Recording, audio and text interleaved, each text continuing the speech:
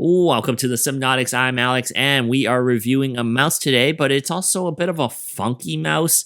This is a Razer mouse, but it's not like any other Razer mouse out there. It is this thing here, the Razer ProClick V2 Vertical Edition. There's a standard edition, which is just a regular mouse, and then there's this thing here, which is an ergonomic mouse, hence the Vertical Edition name. And I have really enjoyed using it, and I'm still using it to this day. So let's talk about it right now.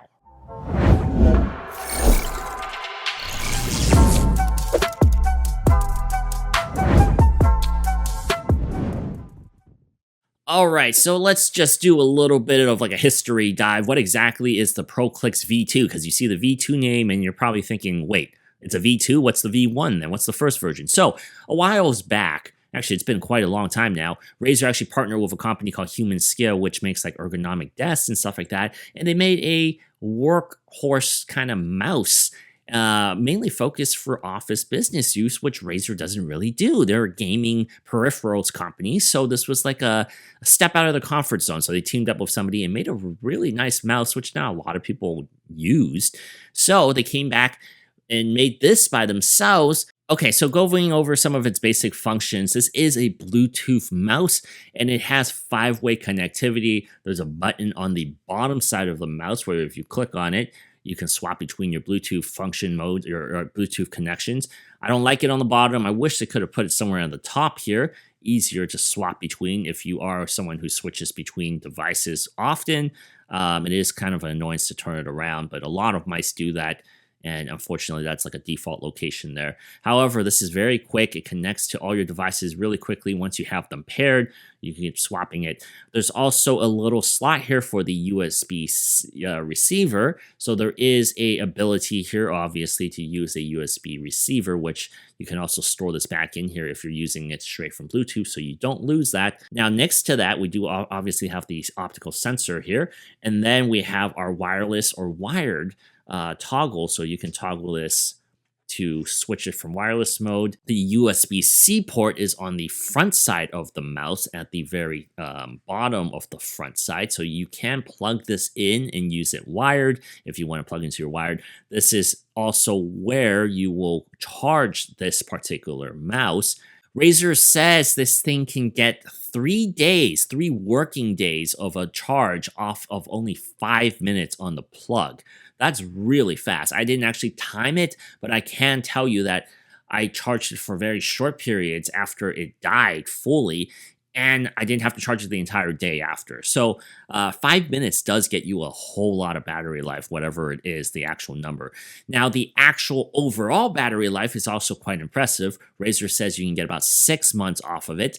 I don't think you get 6 months. I didn't get 6 months off it. With its RGBs, which I will talk about in a later section, if you have it all on and then you don't turn off anything, this will get you at least 3 to 4 months easy. All right, let's talk about the ergonomic design of this Razer ProClick V2 Vertical Edition, because the reason you would buy a Vertical Edition mouse is for this vertical design. You could buy the base model of this and it would be a regular claw grip.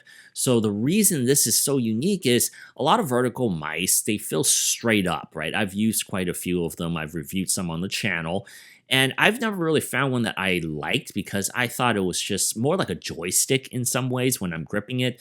This one, Razer says that they wanted to design this to make it feel like you're reaching for a handshake, this general motion of a handshake where you kind of curve your hand in there. So it's not a 90-degree angle. It may look like that from a distance, but the slant here is actually exactly 71.7 degrees for the angle of the slant. Once you rest your hand on the side with more real estate for the right click and the left click and also the scroll wheel, you do feel more natural because there is also a groove on the opposite side, on the inner side, for your thumb. So the way this layout works, it is quite comfortable when you have it set on your desk. And I love how smooth this feels when you're moving around. It just feels natural, and there's not a lot of strain on my wrist when I'm actually operating this, which is the goal of this thing. And then, like all other mice, you do have a right click and then you do have a left click, and the switches are very nice and tactile. They feel great. And you do have a scroll wheel right down the center of that. Then we do have a DPI switch on the center right here. This also doubles up as a AI button, which I will also talk about in 1 second. But other than that, it's pretty simple. You do have two buttons between your thumb on the inside of the mouse that you can also use these to program for whatever functions you need. I also really like how the inside of the mouse, where you rest your thumb, has a textured plastic material here. I actually describe it as more like it feels like a football.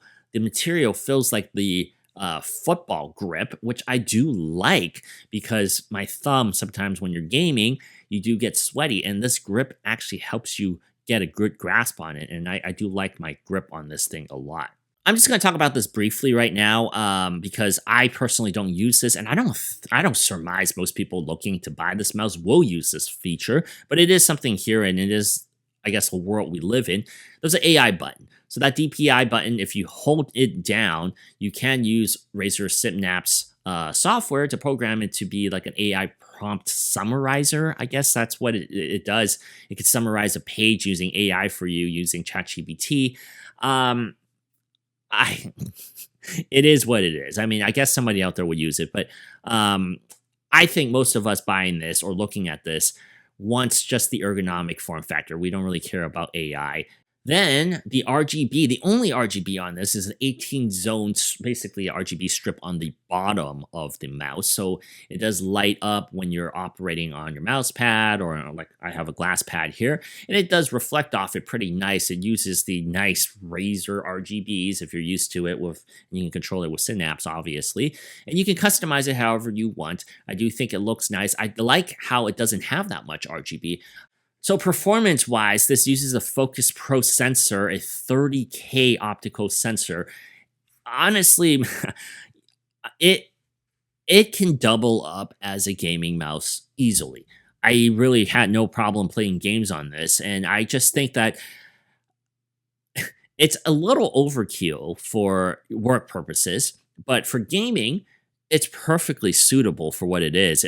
I don't think it's the highest performing gaming mouse, and this also is slightly pricey. It's retails north of $100, and that's really all there is to it. I mean, it's a very simple, basic mouse. You're buying it for the form factor, and everything is subjective. Honestly, you know, all my reviews, I've always said these are subjective to my opinions on it. I do think this is super comfortable, and I like this more than my Logitech MX Master 3S. I really do. I feel like this is more comfortable. I've used this for longer periods of time without straining. Sometimes that claw grip does make my wrist tired.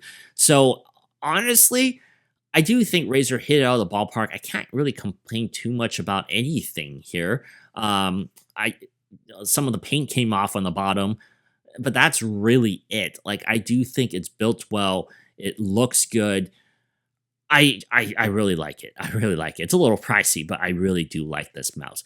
So that's about it. I'm Alex from the Sypnotix. Let me know if there's other ergonomic mice that you have an eye on that you want me to check out, or other pro application mice that you want me to review for the channel and Sypnotix.com.